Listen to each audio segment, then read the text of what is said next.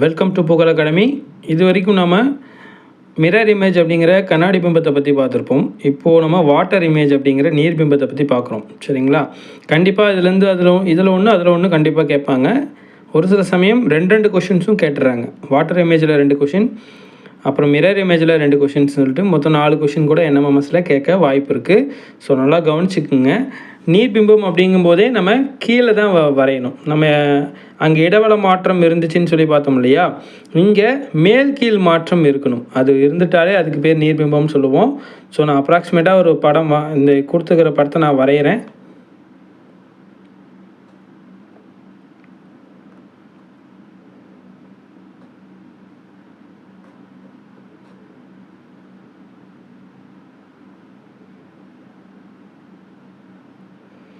So இப்படி தான் இருக்குது அந்த படத்தோட நீர்பிம்பம். அப்படிங்கும்போது நம்ம என்ன பண்ணுறோன்னா கீழே தான் நம்ம அதனுடைய பிம்பத்தை வரைகிறோம்.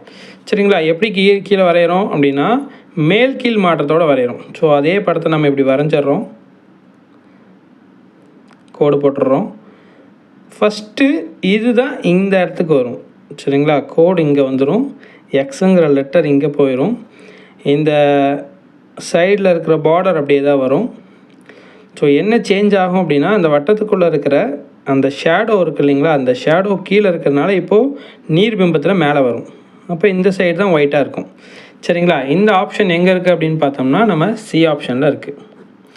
ஓகே, ஏன் ஏ வராது, ஏன் பி வராது, ஏன் டி வராதுங்கிறத பார்த்துடலாம்.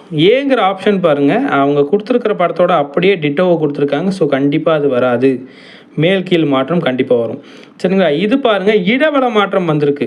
ஸோ இந்த இடத்துல நம்ம கோடு இருக்குது அப்படின்னா அந்த கோடு இந்த இடத்துக்கு தான் வரும். ஓகேவா? இந்த இடத்துக்கு வந்திருக்கு. ஸோ இதுவும் என்ன ஆகாது, கண்டிப்பாக வராது. ஸோ இதை பாருங்கள், இதுலேயும் இடவள மாற்றம் தான் கொடுத்துருக்காங்க. ஸோ கண்டிப்பாக இதுவும் வராது. சரிங்களா? நீர்பிம்பம் நல்லா பார்த்துக்குங்க. கீழே அப்படியே ஜெராக்ஸ் எடுத்த மாதிரி இருக்கணும். சரிங்களா? தண்ணியில் ஒரு பிம்பம் தெரிஞ்சால் எப்படி இருக்குமோ அதுதான் நீர்பிம்பம். இதுக்கு முன்னாடி பார்த்தது மிரர், அது பக்கத்தில் தெரியுது. ஸோ இந்த சைடில் நம்ம பார்த்தோம்னா அது மிரர், கீழே பார்த்தோம் அப்படின்னா அது நீர்பிம்பம். சரிங்களா? இன்னும் வீடியோஸ் வரும், பாருங்கள். உங்கள் ஃப்ரெண்ட்ஸுக்கும் ஷேர் பண்ணுங்கள், லைக் பண்ணுங்கள். நம்மளுடைய புகழ் அகாடமி சேனலை சப்ஸ்கிரைப் பண்ணுங்கள். தேங்க்யூ.